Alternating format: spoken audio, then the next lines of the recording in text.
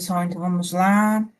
Eu sou a professora Aide Cavalcante, professora do curso de Arqueologia aqui da UniCV, e hoje a gente vai falar sobre normalização de dados, que é a disciplina que também está no nosso programa.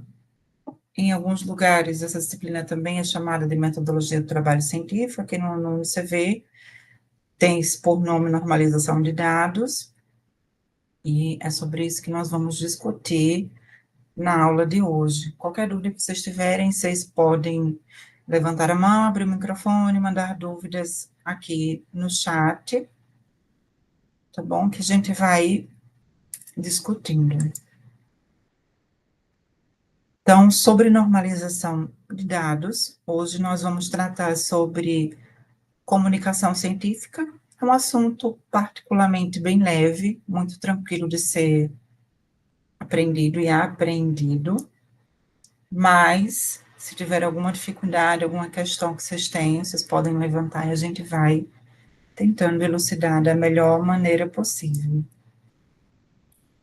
Alguns avisos que a gente já trouxe nas últimas aulas, para os alunos que estão no Polo de Sergipe. Dia 8 de outubro, a gente tem uma visita técnica lá no Arquivo Central da Universidade Federal de Sergipe, às 2 horas. O link de inscrição está nesse QR Code, é só apontar o celular para ele e vai direcionar você para o link de inscrição no Simpla. É bem simples de fazer a inscrição, e quem puder ir, será muito legal, que a gente vai se encontrar lá com o pessoal do Arquivo Central, que já nos espera, preparou uma programação especial para esse dia, e, enfim, é uma oportunidade excelente para conhecer um arquivo universitário e viver a prática da gestão documental, né, num arquivo, assim, no dia a dia. Boa noite, Aleísa, bem-vinda. A gente está hoje na aula de normalização de dados, vamos falar hoje sobre comunicação científica, e aqui a gente tem o plano da disciplina por completo. Na aula de hoje, nós vamos ver esse tema, né, de comunicação científica. Na semana que vem, nós vamos trabalhar sobre fontes de informação. Na terceira aula, vamos ver elementos do trabalho científico, a parte 1, e na última aula, a gente fecha com elementos do trabalho científico, a parte 2, onde a gente vai tratar ali dos elementos textuais, pré-textuais, pós-textuais. A Leísa, para você que chegou agora, a gente estava aqui comentando sobre a disciplina, em alguns, né, em outros lugares, essa disciplina tem por nome Metodologia do Trabalho Científico, aqui no UniCV, nós chamamos de normalização de dados, mas é basicamente o mesmo sentido, de ter essa compreensão do que é pesquisa, e a gente começa geralmente com entendendo, né, compreendendo o que é comunicação científica. Então, hoje nós vamos discutir e aprender a diferenciar o que é comunicação científica e também o que é divulgação científica.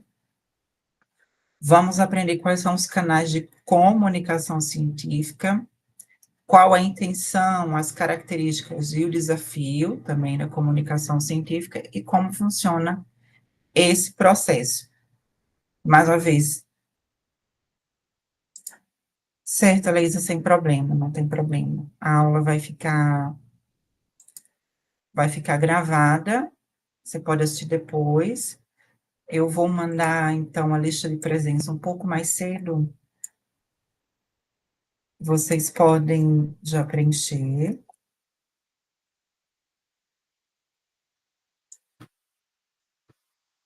Mas fica tranquila, depois você pode assistir no canal do Sela, tá bom? Então, vamos lá.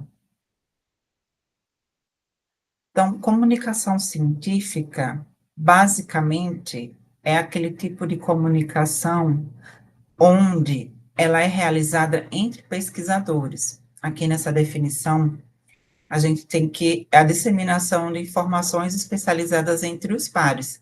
Então, a comunicação científica, ela não tem o foco de levar esses dados, né, esses dados da pesquisa para a comunidade em geral. Ela vai ali cercear, ela vai tratar entre os próprios pesquisadores, onde eles vão publicar, né, e dar ciência a essa comunidade sobre os resultados de pesquisa, os relatos de experiência, tudo que está sendo, né, avançado, pesquisado dentro da ciência, através da comunicação científica, se dá essa difusão, essa disseminação, essa divulgação. E isso em todas as áreas, né? E aí isso se faz por meio de alguns canais que nós vamos ver, mas esse é o intuito da comunicação científica. Então, quando a gente quer que essa pesquisa, que a minha pesquisa, que esse estudo que eu estou fazendo, ele vá além dos pares, ele vá além dos pesquisadores, aí a gente vai estar falando de divulgação científica. Então, a divulgação científica, ela vem democratizar essa linguagem um pouco mais técnica que tem na comunicação científica, no meio científico, e levar para a sociedade, com o intuito de incluir os cidadãos, né, nesse debate, com temas que impactam a vida e o trabalho. Muito recentemente se falou, inclusive, de uma substância que está aí sendo muito promissora para o pessoal que tem lesão inicial de medula, que pode levar a uma situação de paraplegia, e essa substância tem sido um pouco promissora em estudos iniciais para reverter essa situação. Essa notícia meio que se espalhou muito recentemente, né, agora no Brasil e também no mundo, e aí a gente tem um exemplo de divulgação científica. Ela saiu do ambiente de comunicação científica, né, saiu ali dos periódicos, da revista onde ela foi publicada, e aí o pessoal fez um trabalho de divulgação científica, levando essa notícia do estudo numa linguagem um pouco mais coloquial, um pouco mais simples. Então, essa é a grande diferença que a gente tem para a comunicação científica para divulgação científica. Aqui no UniCV, especialmente os cursos de arquivologia, eu posso falar com mais propriedade, na nova grade já vai se ter um trabalho de comunicação, um trabalho de conclusão de curso. Na nova grade, os alunos que se formarem por ela vão ter que apresentar um trabalho de conclusão de curso, que é um trabalho científico, que vai passar por aprovação de uma banca, e se ali ele alcançar um certo nível de qualidade, ele também pode ali ser publicado numa revista, ou até compor a base de dados do próprio UniCV. Então, enquanto ele estiver nessa esfera, a gente também vai estar lidando com comunicação científica. Na medida que eu extrapolo, eu preciso levar, por exemplo, esse trabalho, ficou muito bom, eu tenho que levar isso para a sociedade, eu preciso fazer um trabalho de divulgação científica. Hoje, a parte de divulgação científica é bastante forte, a gente tem um CNPq que tem trabalhado, tem, né, se debruçado também a fazer esse trabalho, né, sair da comunicação científica e fazer essa divulgação para a sociedade, sair dessas esferas, né, só dos pesquisadores, só dos pares, e realmente para os cidadãos, mas é algo que eu particularmente vejo que ainda há muito, muito espaço, né, a se trabalhar. Mas tranquilo, essa diferenciação de comunicação e divulgação científica são conceitos bem simples, né? Não é nada tão complexo como algo que a gente já viu em outras disciplinas, mas vamos seguindo. E aí a gente tem os canais de comunicação científica. Como eu falei para vocês, eles são um pouco mais fechadinhos, eles são mais restritos. A gente tem os eventos técnicos científicos, né, os encontros, seminários que acontecem por aí afora, e nós temos os periódicos científicos aqui muito representados pelas revistas. E aí eu trouxe para vocês, né, alguns eventos, um evento, né, que acontece na área de ciência da informação, que é a área que geralmente abraça arquivologia, biblioteconomia e museologia, que é o ENANCIB, que é o Encontro Nacional de Pesquisa em Ciência da Informação, a nível de pós-graduação, né? Então, o pessoal que está pós-graduando em ciência da informação, geralmente se apresenta no ENANCIB, é um evento de relevância nacional e internacional. A gente já comentou, inclusive, aqui no grupo de pesquisa, né, no GPOI, sobre esse evento, sobre esse encontro. E aí o pessoal vai publicar, vai mandar ali o seu resumo ou o seu artigo científico, né, que é um trabalho completo, para esse encontro, e ali pessoas que têm interesse em ciência da informação, lógico, outros pesquisadores, né, que a gente vai chamar de pares, vão para esse evento ou vão beber desse evento. A sociedade em si, particularmente, não vai se interessar em participar do Enancib, salvo alguns casos muito específicos, né? Mas não é algo que é feito para divulgação científica, é algo que é feito para comunicação científica. São pesquisadores apresentando, né, os seus estudos para outros pesquisadores, para que eles fiquem a par do que é que está sendo falado e produzido naquela área. O Enancib, ele é dividido em grupos de trabalho, né? Em cada grupo de trabalho tem uma temática, e são muitos trabalhos em cada grupo de trabalho que são, né, mais conhecidos como GTs, que é a sigla.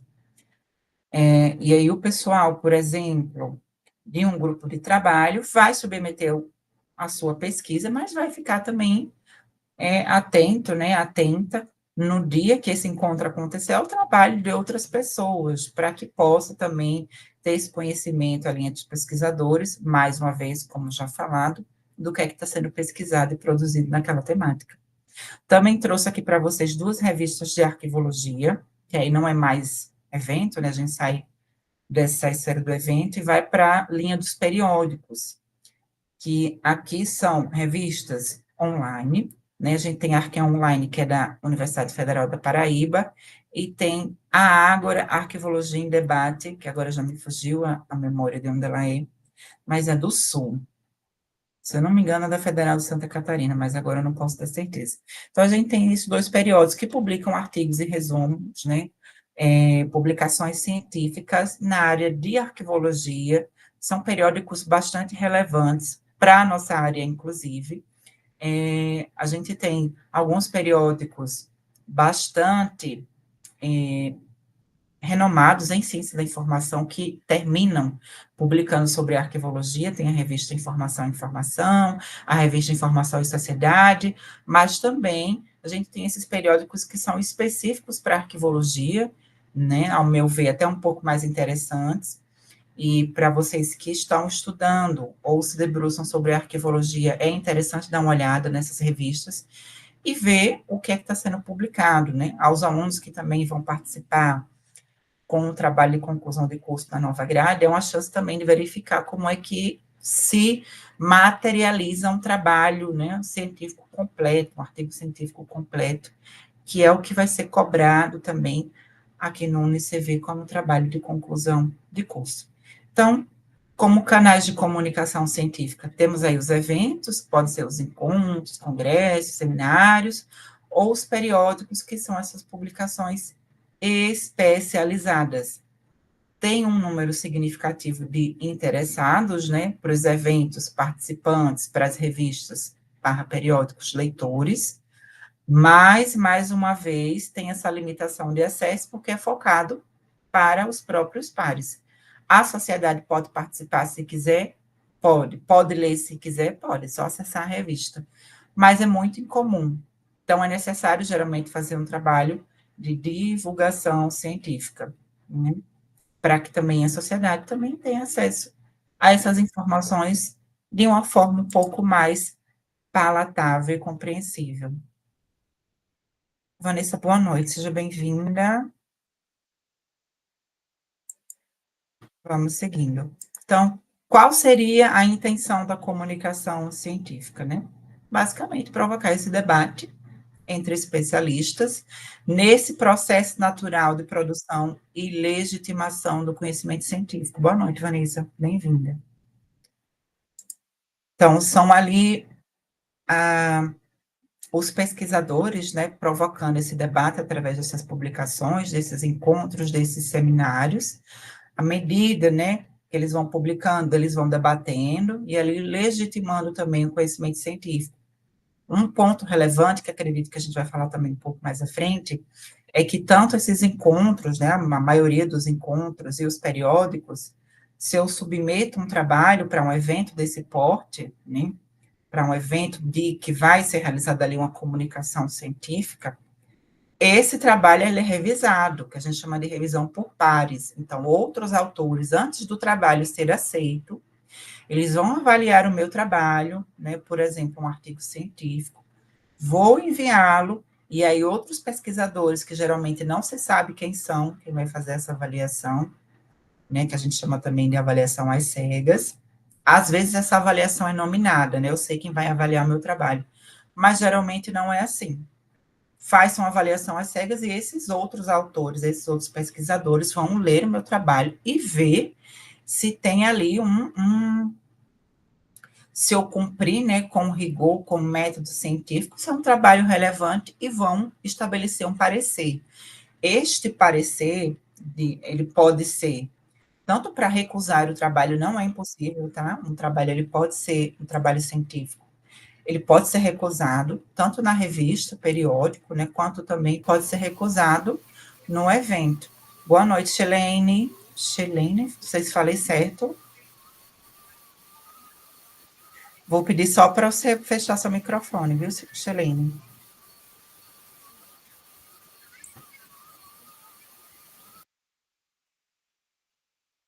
Pronto, vamos lá. Sim, voltando. Aí, quando a gente envia esse trabalho científico, ele pode receber um parecer negativo, ele pode receber um parecer de aceite parcial. Então, o seu trabalho ele foi aceito, né, aqui no nosso evento, na nossa revista, mas ele precisa de alguns ajustes. Isso pode acontecer, e é o mais comum, viu? Às vezes a forma que você escreveu a metodologia do seu trabalho não ficou tão clara, às vezes uma sessão de desenvolvimento, ela poderia trazer alguns pontos, né, para tornar aquele desenvolvimento mais robusto.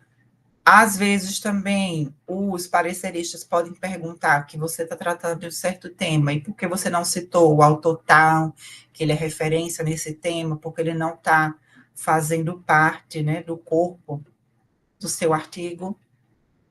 Poxa, Shelene, não está saindo som, sem problema.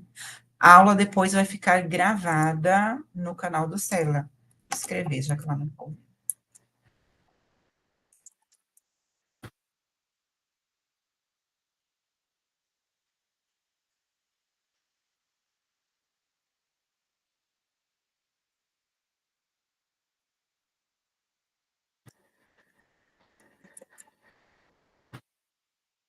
Caminhando mais uma vez aqui a lista de presença para quem puder preencher. Não esqueçam. E aí, a divulgação científica, a gente vai permitir que essas pessoas que não fazem parte, né, dessa comunidade científica, passam a compreender o que é que está sendo estudado, pesquisado, né? Então, a gente traduz, basicamente, um trabalho de tradução, um trabalho de tradução, e aí a divulgação científica vai levar esse conhecimento, né, desses eventos, encontros, dessas revistas para a população de uma forma mais palatável, mais fácil de se compreender. Mas a intenção, basicamente, da comunicação científica é essa, e da divulgação científica também é essa. Tranquilo até aqui. A gente vai passar agora para características da comunicação científica, e já estamos bem avançados. Vamos lá. Então, como falamos, uma das principais características da comunicação científica é essa linguagem um pouco mais técnica, mais precisa, mais adequada, ela tem mais robustez, ela tem regras, inclusive, de formatação, eu não posso enviar um trabalho, comunicar um trabalho científico de cada jeito, cada evento tem a sua regrinha para submissão do trabalho, tanto ali para o corpo do texto, quanto para as suas referências, os periódicos também, cada um tem a sua regra de submissão, alguns já indicam, né, que você não pode, inclusive, nem colocar seu nome, que o seu trabalho vai ser revisado pela revisão que a gente falou, revisão às cegas, né, e aí você não pode nem se identificar, e aí cada revista, cada periódico vai traçando ali as regras de submissão, e o pesquisador precisa estar ali sujeito e se submeter para que o seu trabalho seja enviado, seja apreciado por aquele periódico ou também por aquele evento. Então, mas é uma característica muito forte, né, da comunicação científica, que é essa linguagem mais rebuscada, mais técnica, mais assertiva, sem uso de gíria, sem uso de expressão coloquial, né, de uma forma mais objetiva, precisa e mais adequada a esse contexto da pesquisa. Outro ponto da comunicação científica, e esse é o ponto mais rigoroso, né, e o fator, inclusive, que muitos trabalhos são reprovados ou precisam ser refeitos, é que a comunicação científica, o trabalho científico, ele precisa seguir um método, e esse método é científico. A parte de metodologia do trabalho é a parte mais crítica. Às vezes, um trabalho está muito bem fundamentado teoricamente, mas a metodologia, como foi que aquele pesquisador fez aquele estudo e o que levou ele a, né, tirar suas conclusões daquele estudo, tudo isso vai ter como principal carro-chefe a parte da metodologia.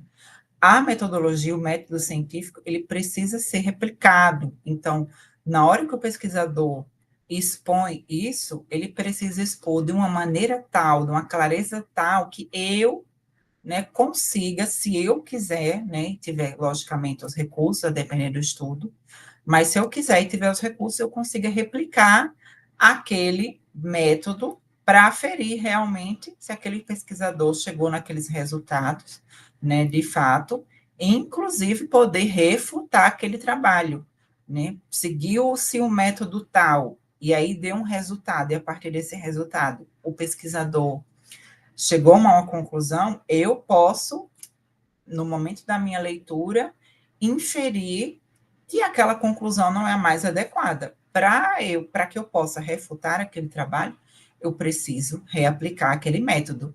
E aí, a partir do resultado que eu cheguei daquele método, eu consigo ali refutar. Então, boa noite, Aleísa, sem problema, viu? Até terça-feira. Depois você vê a aula completa no canal. Obrigada por ter vindo, viu? Até a próxima semana.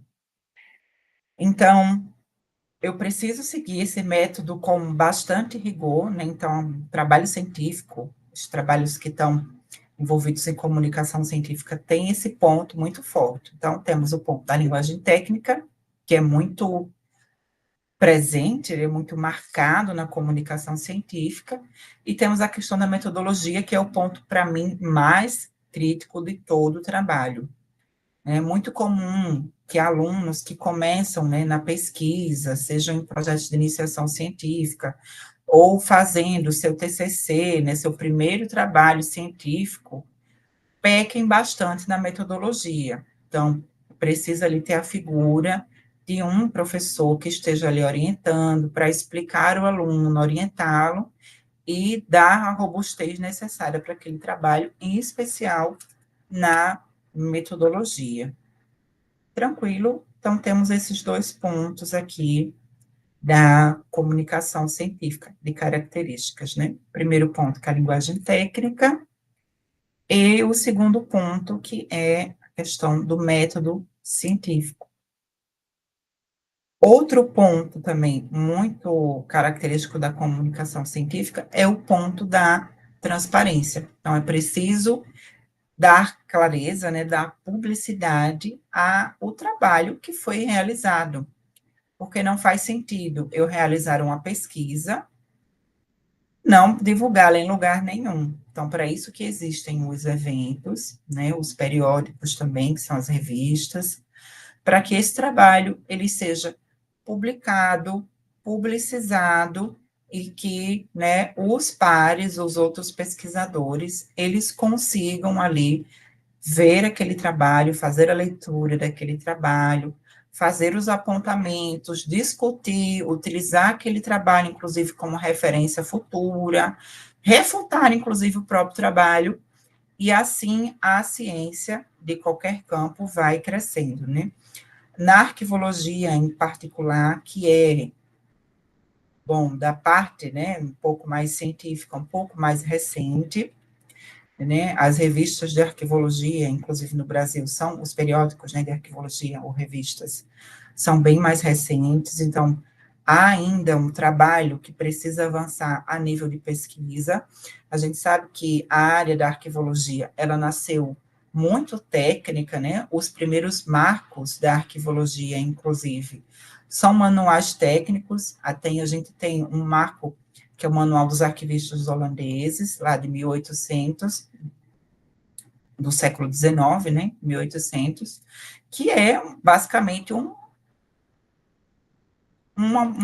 livro completamente técnico. Então, a arquivologia ficou, durante muito tempo, muito refém dessa característica um pouco mais de ser uma ciência, muito mais de fazer do que do ponto de vista da pesquisa, mas recentemente, né, a arquivologia tem avançado também com a esse ponto um pouco mais científico, tomando o seu lugar enquanto ciência. Há grandes pesquisadores, né, a nível mundial, mas também no Brasil nós temos grandes pesquisadores, inclusive grandes professores, que têm se debruçado a questionar, né, o que a gente entende, inclusive, por arquivologia, o que a gente entende por documento, toda essa questão, e assim a área vai avançando, né? Com o advento, inclusive, da documentação digital, muitas reflexões teóricas, né? E muitas reflexões, inclusive, até da parte prática, mas do ponto de vista científico, tem sido feita com a questão da preservação digital, a construção dos repositórios, a questão, inclusive, da diplomática, que nasceu, né, com os documentos físicos, lá com a Igreja Católica, e aí com os diplomas, como é que se verificava que um documento, por exemplo, ele era autêntico fisicamente, né? A gente tem na figura ali da antiguidade, os documentos de posse que ficavam com a Igreja Católica, e como é que se fazia a aferição da autenticidade desses documentos era através da diplomática. Se tinha um selo que correspondia ao selo da época, se a tinta correspondia à tinta da época, se a assinatura de uma personalidade da época. Então, tem todos esses elementos de um documento físico, né? Papel, pergaminho, para verificar se esse documento é válido. Hoje nós temos a questão da documentação digital, e aí a diplomática que tratava desses pontos na parte física, hoje a gente tem a diplomática chamada diplomática digital, que vai estudar quais são os elementos no documento digital que vão oferir também autenticidade àquele documento. Quais são os elementos que podem me dizer que aquele documento ele é autêntico, ele possui um certo nível de confiabilidade, ele é um documento verídico? É bem mais difícil. Hoje em dia a gente sabe que há grandes ameaças digitais e a arquivologia também tem se debruçado sobre essas questões. E não só a questão de invasão, questão de hacker ou roubo digital do documento, né, mas também a questão de obsolescência tecnológica. As tecnologias de hoje, basicamente, daqui a 5 anos, talvez não existam. Nós passamos recentemente pela migração de muitos suportes, né? CD, DVD, para os mais antigos, que passaram também por disquete. São tecnologias que existiram, não fazem nem 20 anos que essas tecnologias passaram por nós. CD e DVD a gente ainda tinha um grande volume ali, até final, meados de 2010, e hoje já não se trabalha mais. Pendrive ainda se utiliza, mas é algo que com a nuvem, né, o advento de Google Drive e esses serviços de nuvem também quase já não mais se utiliza, né? Para um recurso ou outro, ainda temos o advento do pendrive, mas são esses pontos, né? Como é que eu garanto que um documento que foi feito digitalmente hoje, ele vai ser acessado daqui a 10, 20, 30 anos, se ele for classificado como uma documentação permanente? Então, o pessoal que está pesquisando, né, fazendo pesquisa, precisa divulgar também esses pontos e discutir. E a arquivologia tem muito se debruçado sobre esse ponto da documentação digital. tranquilo, passamos aqui, avançamos um pouco além, né, mas é importante dar esse contexto. Vimos aqui as características da comunicação científica, parte da linguagem técnica, parte do método científico, parte da transparência, né, não existe pesquisa, na verdade existe, mas não tem sentido fazer uma pesquisa se eu não der publicidade a ela, né, eu preciso fazer essa publicidade para que haja uma discussão, uma validação pelos meus pares, né, daquela área, e aplicamos tudo isso aqui num contexto aqui da arquivologia para vocês compreenderem um pouco melhor. Qualquer dúvida, vocês podem mandar no chat, tá? Podem abrir o microfone, não tem problema, a gente para e vai elucidando. Vamos passando. Então, aí a gente chega também na parte das métricas, né? Que é algo também muito relevante. Como é que a gente mede, né, essa produção da comunicação científica? Como é que a gente mede também a visibilidade? Como é que a gente mede também impacto? E aí há uma discussão muito recente, inclusive, porque a gente geralmente tem essas métricas, né, inclusive os periódicos, que são as revistas, têm essas métricas, tem as métricas de citações, tem a métrica do próprio periódico, mais recentemente abriu-se discussão, né, de que essas métricas não estavam aferindo a qualidade individual do artigo. Eu não sei se vocês sabem, inclusive, no Brasil, a gente tem um nível, né, um qualis, né, para cada revista. Então, as revistas, elas passam a cada quadriênio por uma avaliação e elas vão recebendo um nível de qualificação, que vai desde o nível A, né, que é uma revista não, a revista mais conceituada, né, a gente tem o nível A1 e A2, e tem os níveis seguintes, tem revistas do nível B, nível C, nível D. Isso é algo que está muito próximo de acabar, porque se avaliava a revista, por exemplo, tinha nível A1, que é a revista, se uma revista de uma área tem nível A1, ela é uma revista super relevante para aquela área. Mas, às vezes, essa revista recebia um artigo que não necessariamente estava no nível de qualidade daquela revista. E aí, só porque aquele artigo foi publicado numa revista 1, ele tem aquele nível de relevância, começou-se a se questionar isso. Esse Qualis, ele já está há um tempinho instalado, né, funcionando aqui no Brasil, mas ele está para ser revisto, para que novos métodos sejam, né, estabelecidos, para que cada artigo ele tenha ali o seu nível de qualidade aferido, e não só porque ele está num periódico muito bem conceituado, numa revista muito bem conceituada, que ele vai necessariamente ser um artigo muito relevante para aquela área. Então, há essa discussão. No campo da ciência da informação, e aqui, pessoal da biblioteconomia, não sei se tem alguém aqui da biblioteconomia, pode até saber, porque vocês veem isso, o pessoal da biblioteconomia vê isso na graduação, a arquivologia não vê, geralmente, mas são os estudos métricos, né, que a gente tem a bibliometria, cientometria, webometria, altimetria, que são métodos de quantificação de ciência, né?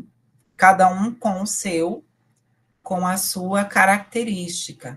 A gente tem a webometria, que vai pegar esses números, né, esses impactos desses estudos dentro da web, a altimetria, que vai pegar menções em outros lugares, até redes sociais, a bibliometria, que vai quantificar esses estudos ali nos próprios periódicos, a cientometria também, que vai fazer esses levantamentos.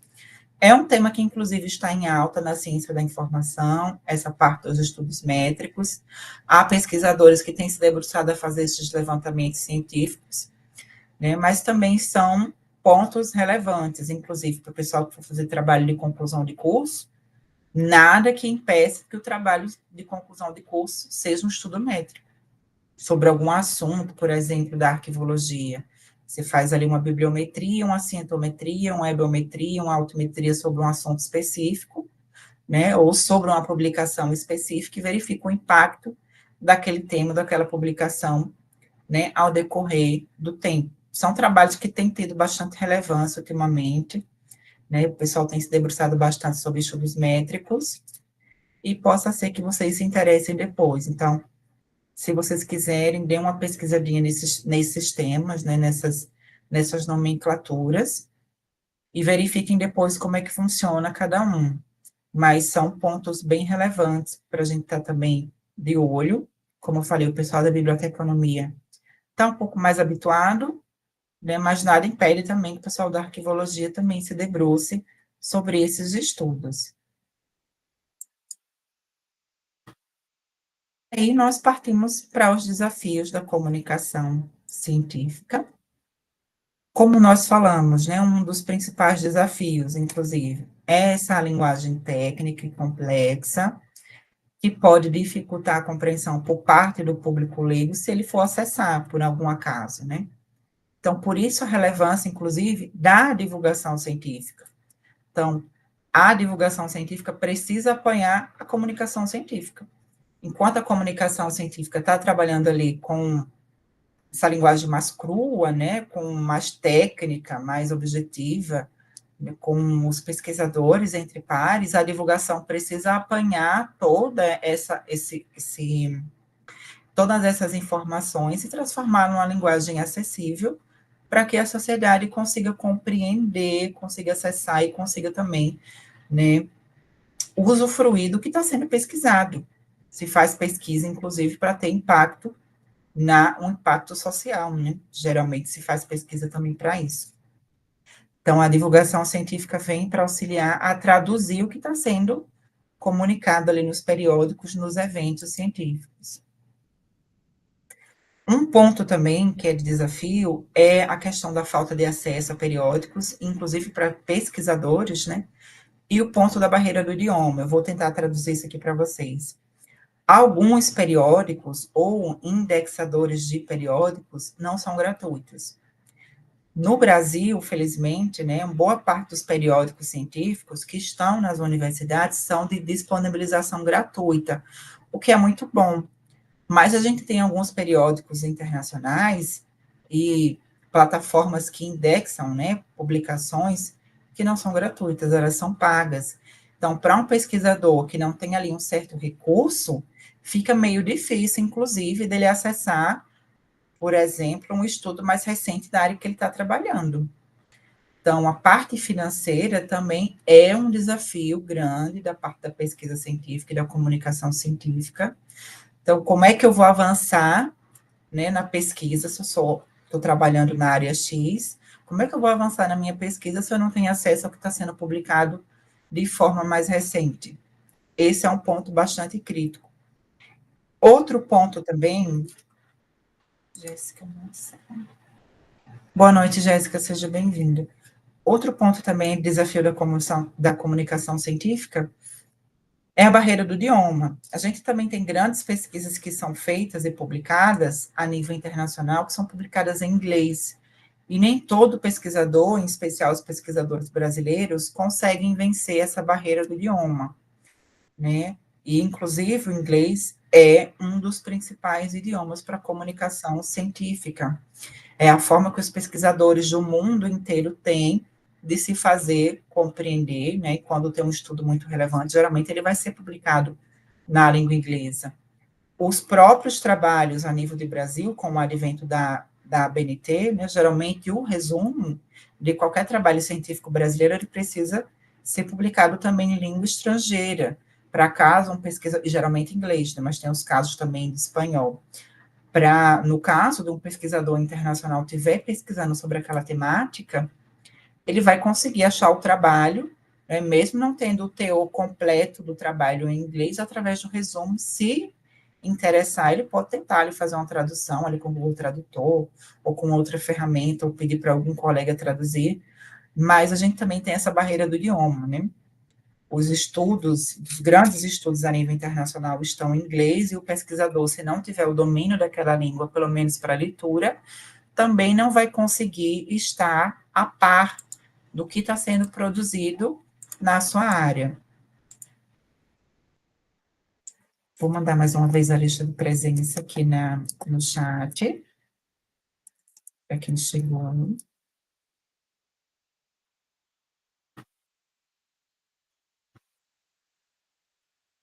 E aqui a gente tem um processo de comunicação científica, para a gente também esmiuçar e visualizar como é que esse processo acontece, de produção, né, ali da pesquisa.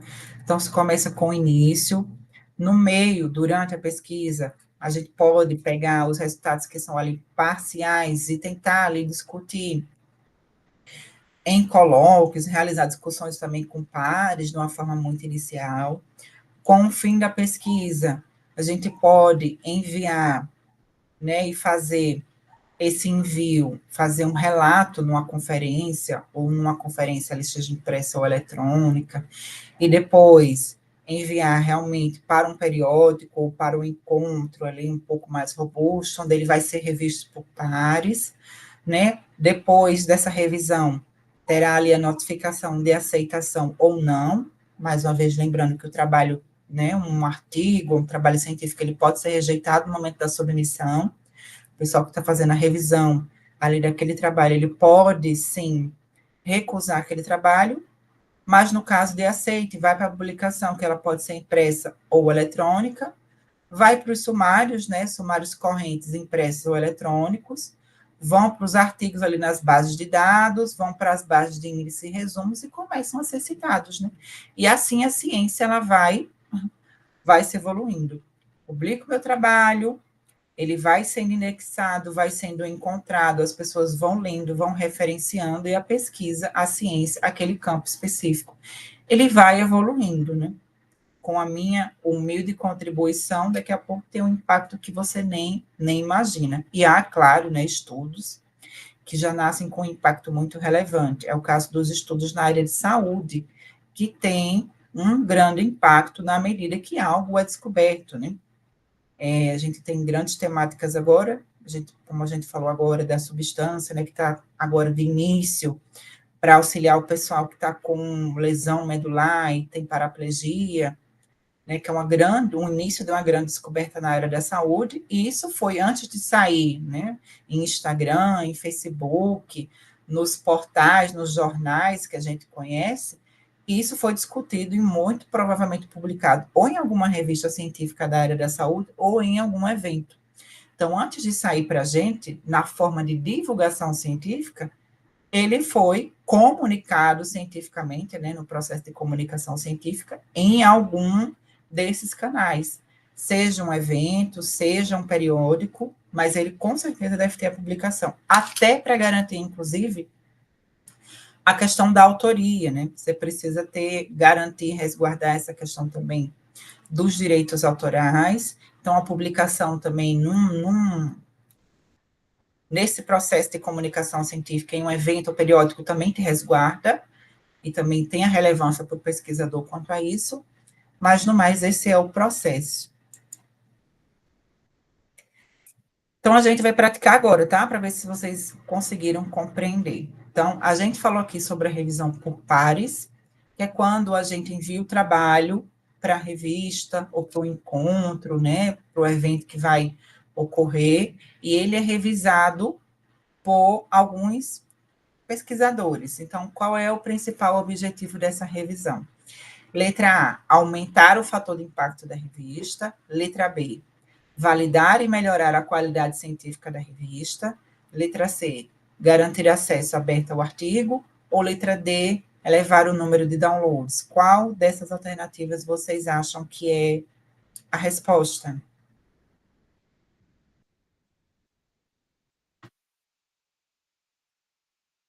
Tudo bem, Vanessa, letra B. Então, o objetivo de uma revisão por pares é validar e melhorar a qualidade científica da pesquisa. Então, eu vou submeter o meu artigo científico ou o meu trabalho, seja ele um resumo, né, um resumo expandido, e esses pares, esses pesquisadores, eles vão olhar para a minha pesquisa e eles vão dizer, não, tá tudo certo, tá um ótimo artigo, tá um ótimo resumo, ou não, eles vão dizer, precisa de um ajuste aqui e ali, melhora a metodologia, melhora a introdução, sua conclusão, ela está insuficiente, você poderia ter trazido mais, você não viu aqui que nos resultados você podia concluir mais coisas, dê uma olhada, dê uma revisada antes de partir para a publicação, ou, inclusive, eles podem reprovar. Com o advento, inclusive, da inteligência artificial, há, inclusive, um grande número de reprovações que estão acontecendo porque cresceu-se, né, com o advento da inteligência artificial, submissões de artigos que estão sendo produzidos por inteligência artificial, e alguns pesquisadores estão submetendo como se eles tivessem escrito.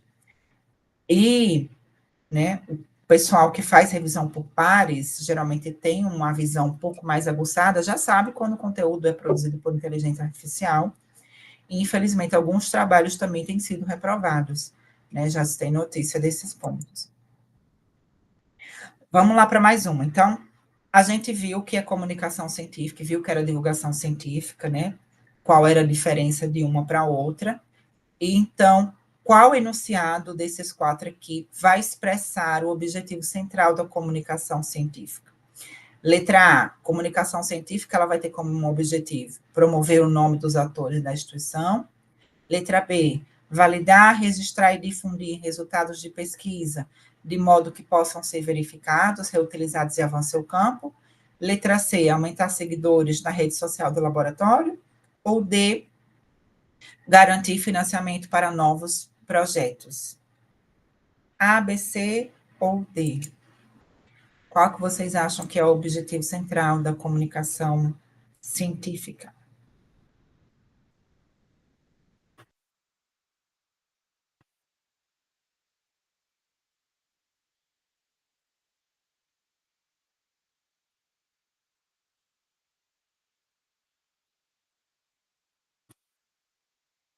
Ai, a letra B, caramba. Letra A, tá. Ai, letra. Só que eu não pus. Coloca aqui. Letra B, Vanessa, muito bem, lhe ouvi, viu? Validar, registrar e difundir resultados de pesquisa, de modo que possam ser verificados, reutilizados e avancem em campo. Então, esse é o objetivo central da comunicação científica, né? Dar essa publicidade, né?